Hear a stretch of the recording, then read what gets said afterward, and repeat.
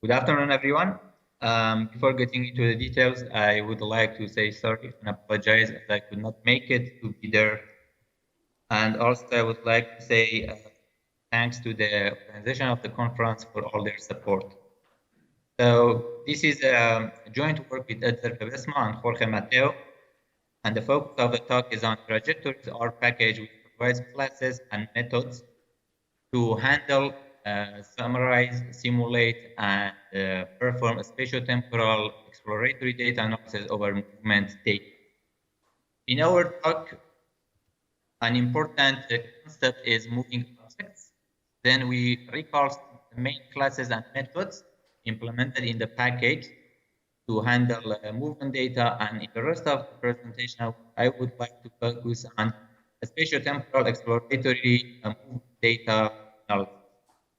So if we have a look at prior works related to trajectories, we see that almost all of them focused on animal movement. But in trajectories package, we rather focus on any moving object. It can be a car, bicycle, robot, animal, taxi.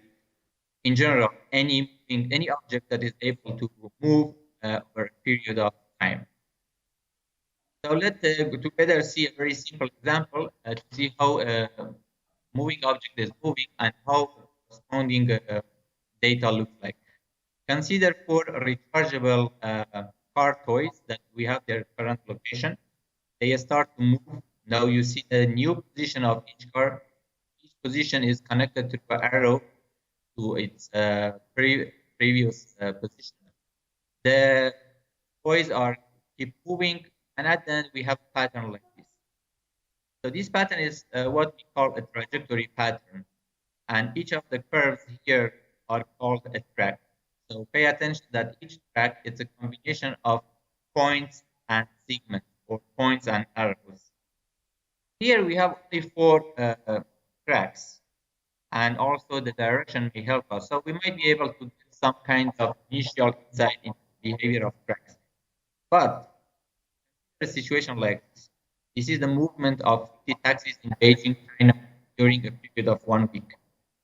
Seems complicated and impossible to get any insight into the behavior of the movement of taxis. So how does the interpoint distance between taxis are moving? How is the distribution of the taxis? Is there any interaction between the taxis? Does the type of interaction changes over time, etc., and other similar questions? So in trajectories of package, we provide methods to statistically analyze this kind of data sets, movement data. We have three main classes. We have considered three main classes to handle movement data, tracks, and tracks collection. For the situations that we have a single moving object, and if this single moving object makes only one movement, we consider another situation that a single moving object makes different movement. Consider someone is running for 10 minutes, then rest for 2 minutes, then keep moving for 10 minutes again, and so on. This is an example of an object of class tracks. And finally, tracks collection, which considers a situation that we have a collection of tracks followed by a group of moving objects. This can be considered as an example of an object of class tracks. So we also have inner or nested classes like list, data frame, spatial points, and etc. Similar to many other packages in R, our package trajectories also have some methods to handle with movement data, summarize data, like summary, like methods to visualize distance calculation, comparing different tracks, aggregation, and so on. We have also considered different techniques to simulate tracks and also fit ARIMA models to objects of class track. But from now on, rather than focusing on classes and methods, I would like to focus on performing a spatiotemporal exploratory data analysis. If we have a pattern, trajectory pattern, like the trajectory pattern of taxis in Beijing, what can we do? How can we calculate an intensity function for that? How can we understand where the more visited streets, highways? How is the type of interaction between the taxis? Does the type of interaction and similar questions? So this is the map of Beijing, China, and surrounding. You might be able to see some kind of townships, airports, and some main highways around the city. In this area, we have the movement of more than 10,000 taxis during 1 week. Unfortunately, we had to clean the data because some of the data, in fact, they didn't provide any recorded position. Some other taxis, they had less than 10 recorded positions in at least 1 day over a week. So, and there were some other locations that they were clearly out of box, might be due to the errors in GPS when collecting data. So, clean the data. We ended up in having more than 5,000 taxis. The total number of points is more than 10 million, and the distance passed by these taxis reached 7 million kilometers. The clean data is stored in our package taxi data and can be installed to the following line of code. If we simply plot the movement of taxis, we reach such pattern, such trajectory pattern. It's totally crazy. Like, we cannot even guess what's going on here. I'm sure that if each of us, we just pick a pen or pencil and just move our hand without thinking about the movement of our hand, we might have a pattern more understandable than this. So now let's see what can we do with this kind of data set through our package trajectories. So said that each track is a combination of points and segments. That was the key. We provide this algorithm to convert a trajectory pattern to a series of spatial point patterns. We pick the range of the time of all tracks. Based on this time, we create a regular sequence of time. We reconstruct all our tracks based on this regular sequence of time. Then the corresponding location to each time in the sequence of time that we have already obtained is a spatial point pattern. So we are able to deal with a series of spatial point patterns rather than its trajectory pattern. Now we have more freedom to perform a spatio-temporal analysis. So let us start with distance analysis. We focus on the average pairwise distances between the point patterns. If we calculate average pairwise distances between the point patterns, we reach such plot. Clearly, a seasonal behavior over the week. The last 2 days, the distances is a bit bigger than the previous days because that was holidays of New Year in China, I guess. And if we focus on a particular day, we see that the distances between the cars are increasing from midnight toward morning, and from morning toward midday, distance is reducing due to the heavy traffics or rush hours. And then from evening, from afternoon toward night, the distance is increasing. So consider a situation that we have a data point and each point is marked by a numeric value. We might be able to perform inverse distance weighted smoothing. Now we are trying to implement this for trajectory patterns, but how? Now we see it together.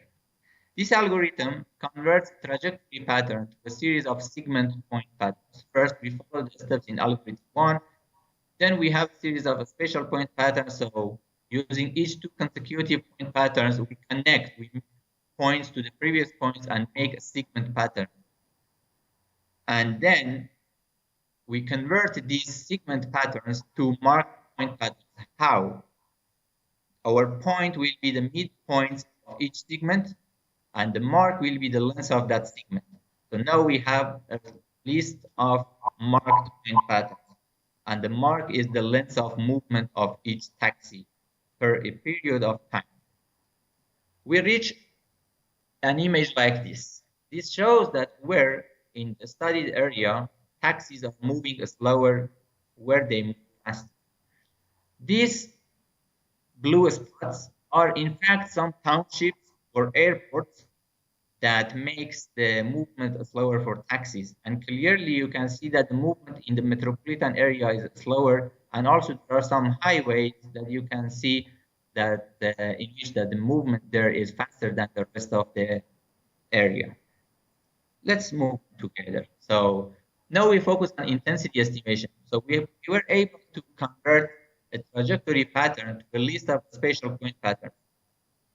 So we are able to perform kernel smoothing, for example, to estimate the intensity of each of those spatial point patterns. We propose an average estimated intensity for the trajectory pattern, and in this case, here we perform kernel smoothing over the trajectory pattern of taxis in Beijing, China. We reached such an image. It shows that the intensity is quite higher in the metropolitan area, and exactly in those spots that movement is slower, the intensity is higher. You can see these spots here. Then we focused on the metropolitan area of Beijing, and here clearly we can see some streets that they have a higher intensity. And this spot, blue spot in the center, I guess should be the forbidden city, so cars cannot go there actually. Now, so we were able to estimate the intensity. So we had a series of images, series of estimated intensities. If we were to think that, we were to assume that the intensity is somehow independent of time, no, we could have measured an expected intensity out of our estimated intensities like this. And then we define the chi-square statistic, similar to tables. Doing so, we are able to measure the discrepancy between the estimated intensity and the expected intensity and see how the mass is moving within the area. We did this, and we saw that in the morning, 6 a.m., for example, in fact, the intensity in the countryside is higher. So cars, taxis are moving from countryside to the metropolitan area. At 2 p.m., for example, the mass is in the center, in the metropolitan area rather than countryside. And overnight, basically the intensity everywhere is the same, or at least there's no big difference. Look at this video together. That's how the mass is moving within a particular day. You can see that the mass is coming from the countryside to the metropolitan area in the afternoon, and then in the evening or night it goes away. Pay attention please to the time here, the hour.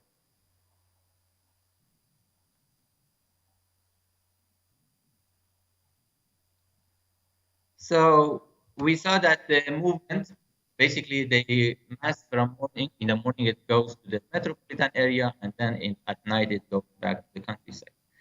Now that we were able to consider trajectory patterns as a spatial point pattern, we focus on the type of interaction between the taxes.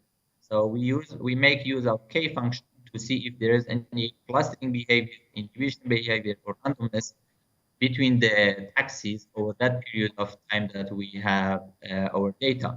We calculate K function for each obtained point pattern. We propose an average K function. Also, we make an variability area for the K function to see if this interaction between the taxis over time gets some changes. We reached this plot. So the gray area is the variability area of the K function. The red is the K function for Poisson process, and the black is the average K function for the taxis. It shows that for small distances, taxis they tend to be close to each other, somehow clustering behavior. And for large distances, they do not tend to be close to each other, some kind of inhibition behavior. This might come from the fact that taxis, they would prefer to work in a particular zone rather than moving in all the area. Going through a summary together to see what our package trajectories provide. So we have provided classes and methods to deal with the movement data, handle and organize data. techniques to simulate tracks and fit models through time series ARIMA models. We perform distance analysis. We could perform smoothing, intensity estimation, chi-square map, second-order summary statistics, and in fact, convert a trajectory pattern consists of many tracks to some kind of useful information. The two main references that here I can mention is the Statistat package that we have used for our calculation related to the intensity calculation and second order summary statistic. And if there is any question, I would be happy to answer.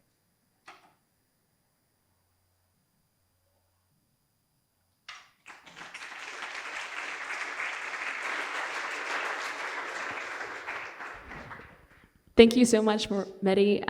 We're fortunate to have you via Skype, though we wish you could be with us in person. So I believe the students are coming around to ask questions. So how we'll do this is someone in the audience will ask a question, and I'll repeat it so you can hear it. Yeah, thank you. I have a question regarding the trajectories that you are studying. I suppose they are 2D trajectories, not, for example, flights. I'm interested in flights. And the other one is, if you are using SF behind the scenes, how do you deal with intersecting trajectories which are not handled by simple features? Sure. So the first question was, for the type of data you're using, we assume that you're not using data like flights, for example. Is that true? Can you repeat it, please? Sorry? Can you repeat it, please? I didn't get the question. Oh, so we assume that you're not using data like flights, for example. Is that true? The flight. Okay, and then the second question, I believe, was how do you deal with intersecting features that are not properly, do you use SF with your work? So regarding this, I should mention that in the exploratory data analysis part, it is very important for us to have the data that they overlap in time. So if we would like to talk about the interaction, in fact, the objects, they should share some time together. Otherwise, interaction does not make any sense. So this big overlap is very important to perform the first and second order analysis.